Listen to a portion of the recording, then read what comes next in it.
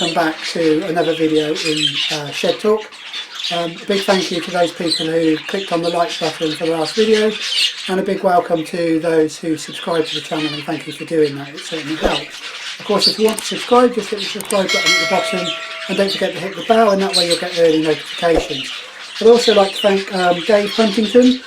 He suggested that the zebrafinches in the last video, you might remember that I asked about the mutations. The zebrafinch mutations were confusing me.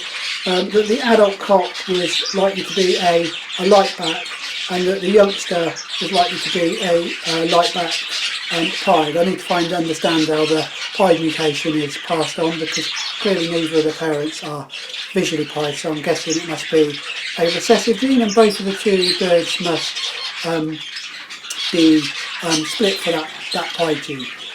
So once again, thank you for watching the video. Hope you enjoy this one. This video is really going to be about setting up the new breeding cages and looking at a couple of birds that I missed showing this year.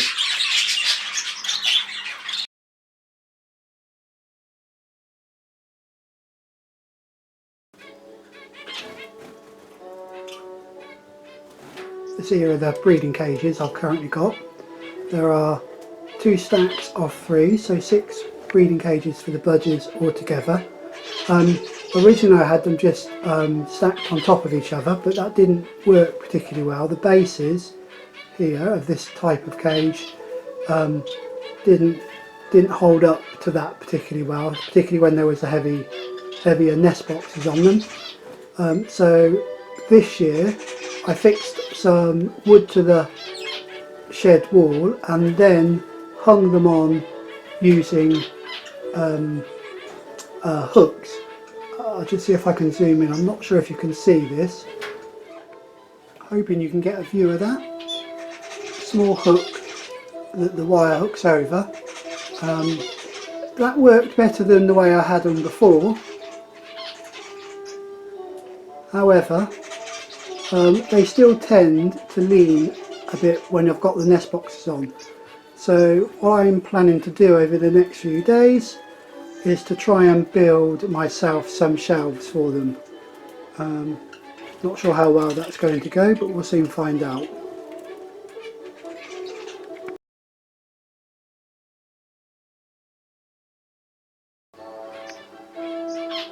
This is the beginning of the shelving that's being built.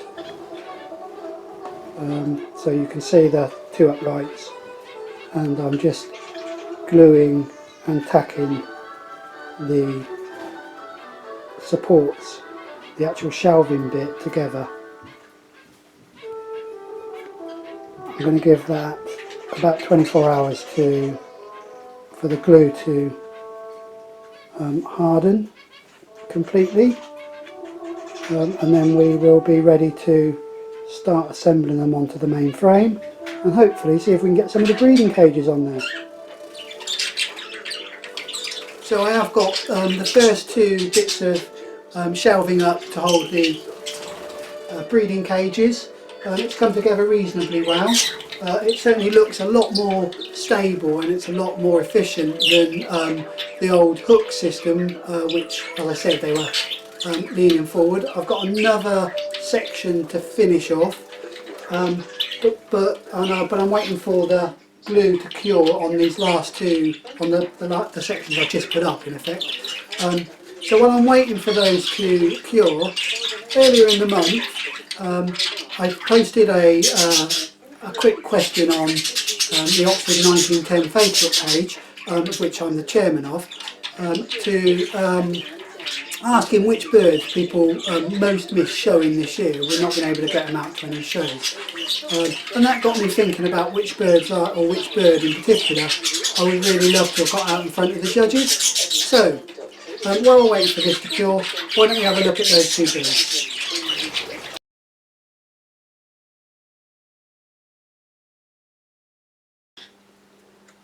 So these are the 2 birds I wanted to have a look at. On the left is the normal grey, and on the right is a yellow face sky blue dominant pied cinnamon. and I really wanted to think about which of these two I most missed getting out on the show bench this year due to the lockdown. Both of these birds have been in the breeding cage. The one on the left, so the grey, produced far more young than the right. I think we spoke a little bit about the one on the right in the last video, the yellow-faced sky blue dominant pied. Neither of them are performing particularly well at the moment, although the grey is settling in a bit now.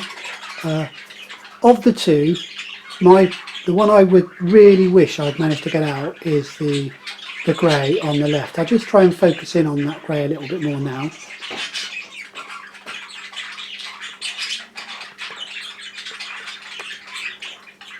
When I put this grey in the breeding cage at the beginning of the year, it was ranked probably a third or fourth of my birds in my shed. Of course, the yellow face has now decided to go to sleep. But as the year went on, I got more and more like this bird more and more. And now I would say this is probably going to turn out to be amongst the best in my shed. The yellow face has a much broader face, a much wider mask. But if you just look at the way that grey presents himself, he just stands there and says, look at me, don't I look lovely? And I do like when he does decide to blow, which he has been doing a little bit, he blows really well. I'll see if I can move the camera a little bit to get a better view of his face.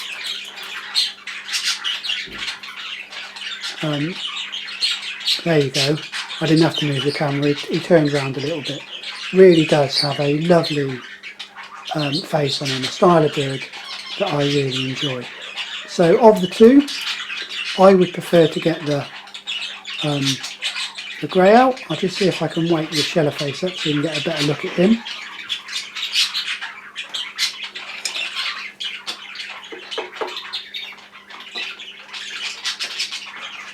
And there is the yellow face.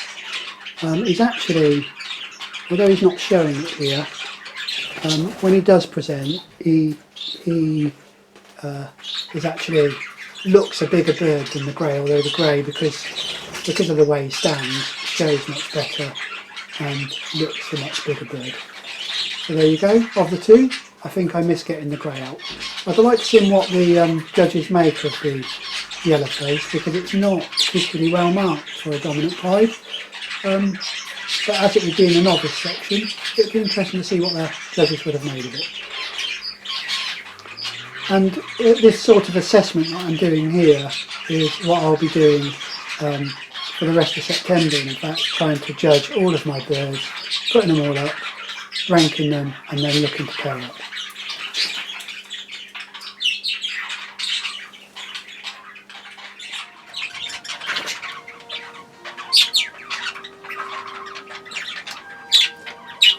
Well, that is those two birds put back in the main flight. Hope you enjoyed that little comparison. And that's indeed up for the rest of September. That's what I'm going to be doing, so we'll be looking at that in the next video. We'll be assessing every one of the birds, so I'll be going through how I assess, and also looking at some of the first pairs that we're going to put down. But as I say, that's for the next video. If you enjoyed this one, please do like and please do subscribe. But until then, please stay safe and enjoy the birds.